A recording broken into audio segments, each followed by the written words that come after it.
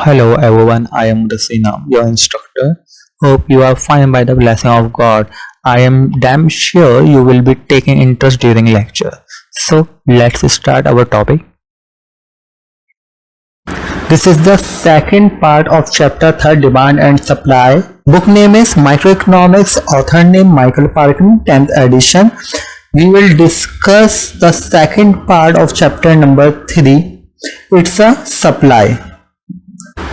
In this video, first of all, we will understand some basic terminologies which is used in this chapter. What is supply? Supply refers to the entire relationship between the price of good and the quantity supply of it. Second terminology is quantity supply. It is a point on a supply curve that quantity supply at a particular price. Now we will understand which type of resources a firm must have to produce or supply a good or services. Firm must have the resources and technology to produce that product. Second is can profit from producing it.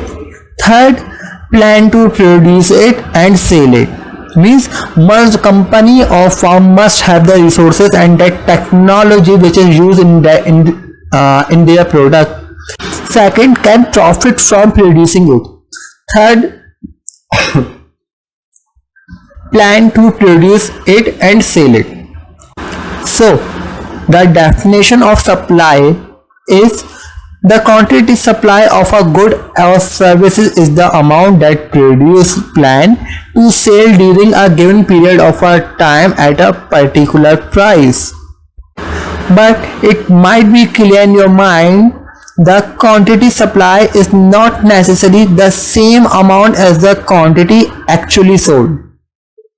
Sometimes the quantity supply is greater than the quantity demand. So the quantity sold is less than the quantity supply. Next part of our lecture is the law of supply. So what is the law of supply? The higher the prices of goods, the greater the quantity supply, and the lower the prices of a good, the smaller the quantity supply. And also other factors which are not discussed in this law are remaining same or constant. But the question is, why does a higher price increase the quantity supply? It is because of marginal cost increase. As the quantity produced of any good increase, the marginal cost of producing the good increase. But what is marginal cost? First we understand the marginal cost.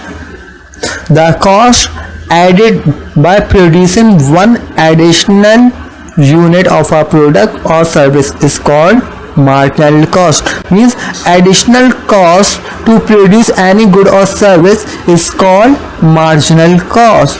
Now we will discuss the briefly description how supply curves change. So the 6 main factors that create change in supply. They are: first is the prices of a factor of production change. Second, the prices of a related good produced. Third is expected future prices. Fourth, the number of supplier. Fifth, technology. And the sixth and the last is the state of nature. The first factor is price of factor of production. If the prices of a factor of production rises, the lowest price that produce is willing to accept for that good rises, so supply decreases. Means if the prices of a factor of production rise, the supply will decreases. For example, during 2008, as the prices of a jet fuel increase, the supply of air travel decrease. Second is prices of a related good produce. For example, if the prices of the energy gel rises, firm will switch production from the bar to gel. First of all, understand the energy gel and the energy bar, both are substitute in nature. Understand? If the prices of energy gel rises, firm switch to production from bar to gel. So the supply of energy bar decreases. Third is expected future prices. If the expected future prices of a good rises, the return from the selling the good in the future increase and is higher than its today. So supply decreases today and increase in the future. Fourth, the number of supplier. For example, if a new firm enter an industry, the supply in that industry increases. As a firm leave an industry, the supply in that industry decreases.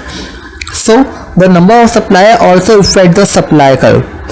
Sixth is technology. Technology change occur when a new method is discovered that lower the cost of producing a good. So these factors create change in supply curve.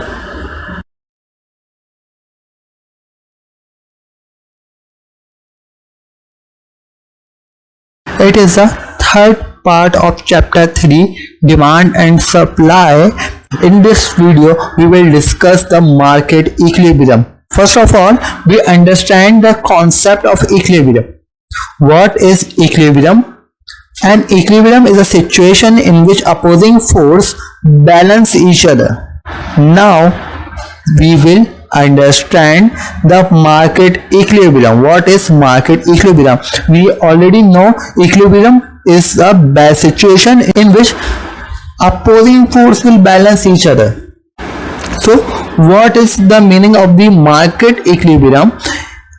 Equilibrium in a market occur when the prices balance buying plans and selling plans. The definition is equilibrium in a market occur when the prices balance buying plans and also selling plans. Now we understand what is equilibrium prices. Equilibrium price is the price at which the quantity demand equal to the quantity supply. Means the both panel of the balancing is equal. Next is what is equilibrium quantity. Equilibrium quantity is the quantity bought and sold at a equilibrium prices, means which amount of buy and sell in at specific prices or equilibrium prices. A market moves toward equilibrium because prices regulate buying and selling plans and prices adjust when plans do not match. Do you know how prices will control the demand and supply?